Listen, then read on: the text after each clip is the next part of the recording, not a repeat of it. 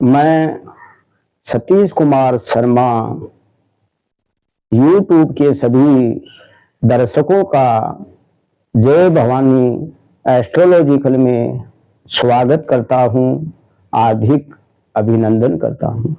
मित्रों नमस्कार, जय श्री राम।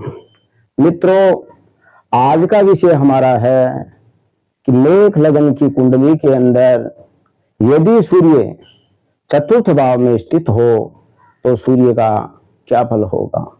मित्रों पहले हमें जानना यह परम आवश्यक है कि चतुर्थ भाव से किन किन बिंदुओं पर विचार किया जाता है।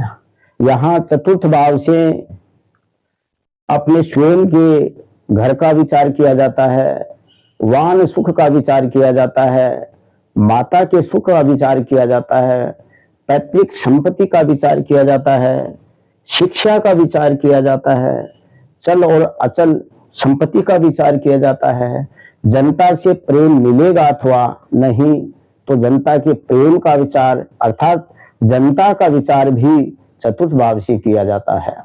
यहाँ हृदय का जो स्थान है वो भी चतुर्थ स्थान ही माना गया है। अपना पहला कंडीशन है मित्रों कि यहाँ सूर्य पंचमेश होकर के चतुर्थ भाव अर्थात केंद्र भाव के अंदर चंद्र राशि स्थित है। यदि यहाँ चंद्रमा का पक्ष बल मजबूत हो अर्थात पूर्णिमा के आसपास हो और इस सूर्य पर यदि शुभ ग्रहों की दृष्टि का प्रभाव हो तो निश्चित रूप से ऐसा जातक काफी साहसी होगा। जातक के पास काफी ऊर्जावान एक लीडरशिप क्वालिटी, एक मैनेजमेंट पावर और नेतृत्व करने की क्षमता होगी। यहाँ मित्रों जातक को निश्चित रूप से अपना स्वयं का घर मिलेगा और स्वयं के वाहन भी मिलेगा। यदि सूर्य शुक्र आदि बृहस्पति आदि ग्रहों से संबंध बना रहा हो तो स्वयं का मकान, वाहन का सुख और मातृ सुख ये निश्चित रूप से मिलेगा। एक पंचम भाव उच्च शिक्षा होने के कारण से इसका लोड चतुर्थ भाव में स्थित होने से जातक को एक शिक्षा के अंदर डिग्री भी हासिल होगी। यहाँ जातक के पास चल और अचल संपत्ति होगी, जातक के पास पैतृक संपत्ति भी होगी। यहाँ शुभ ग्रहों के प्रभाव के कारण से जातक को जनता के अंदर एक अच्छा सम्मान मिलेगा, जिसके कारण से जातक एक राजनीतिक क्षेत्र में अच्छा सफल हो सकता है, अच्छा नेता, अच्छा लीडर बन सकता है। यह मित्रों तभी संभव है जब सूर्य पर किसी शुभ ग्रहों की दृष्टि आदि का प्रभाव हो, चंद्रमा पक्ष बल से मजबूत हो, क्योंकि यहाँ सूर्य को दिग्बल चतुर्थ भाव में बिल्कुल नहीं मिलता। क्योंकि चतुर्थ भाव का सूर्य जब जातक की कुंडली में होता है तो निश्चित रूप से उस जातक का जन्म मध्य रात्रि को होता है, तो मध्य रात्रि को सूर्य बल कमजोर पड़ जाता है। लेकिन शुभ स्थान में स्थिति होने के कारण से, शुभ ग्रहों के प्रभाव होने के कारण से जातक को एक अच्छा मान सम्मान भी मिल सकता है और जिन जिन बिंदुओं पर अपन विचार कर रहे हैं उनका भी लगभग सुख मिलता है।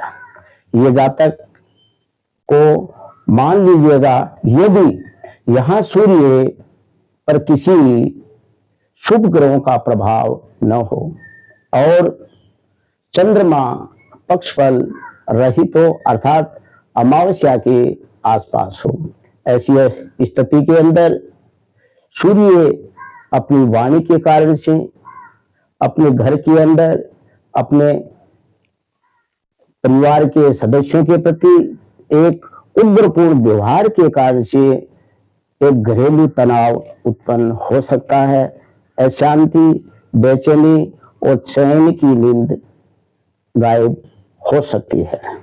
यहाँ मित्रों, निश्चित रूप से चतुर्थ भाव का सूर्य यदि इस पर किसी पाप ग्रहों का प्रभाव हो, क्योंकि यह चतुर्थ भाव विराट काल पुरुष के हृदय का स्थान है, अतः पाप ग्रहों के प्रभाव के कारण से हृदय रोग आदि की संभावना भी बन जाती है। यदि सूर्य की महादशा और उसके शनि अथवा राहु का यदि अंतर्दशा चल रही हो तो ऐसे जातक को अपनी जन्म भूमि को छोड़कर किसी अन्य तरह जाना पड़ सकता है। ये मित्रों तभी संभव है जब सूर्य की महादशा, इसके अंदर किसी पाप ग्रहों की शनि राहु आदि की अंतर्दशा चल रही हो और सूर्य पर किसी शुभ ग्रहों का प्रभाव न हो, तब ये अशुभ फल देखने को मिलते हैं। यदि शुभ ग्रहों का प्रभाव हो, चंद्रमा का पक्ष बल मजबूत हो, तो ऐसी कंडीशन के अंदर यदि सूर्य की महादशा हो तो यहाँ 3 भाव एक्टिवेट होते हैं। नंबर 1 चतुर्थ भाव जहां सूर्य स्थित है। नंबर 2 पंचम भाव, अर्थात पंचम भाव का सूर्य स्वामी है। और दसम भाव अर्थात दसम भाव पर सूर्य की दृष्टि है। यह दसम भाव कैरियर भाव है, कर्म का भाव है और इस भाव का कारक भी सूर्य ही माना गया है। यदि सूर्य पर शुभ ग्रहों की दृष्टि का प्रभाव हो, सूर्य के अंदर शुभ ग्रहों का अर्थात बृहस्पति की दशा चल रही हो या मंगल की दशा चल रही हो और इनका आपस में अच्छा संबंध हो, तो जातक को समाज के अंदर एक अच्छा मान सम्मान मिलता है। जातक को हर जगह सम्मान की दृष्टि से देखा जाता है और जनता का अच्छा प्रेम मिलता है और इस दौरान आर्थिक दृष्टि से भी समृद्ध होता है।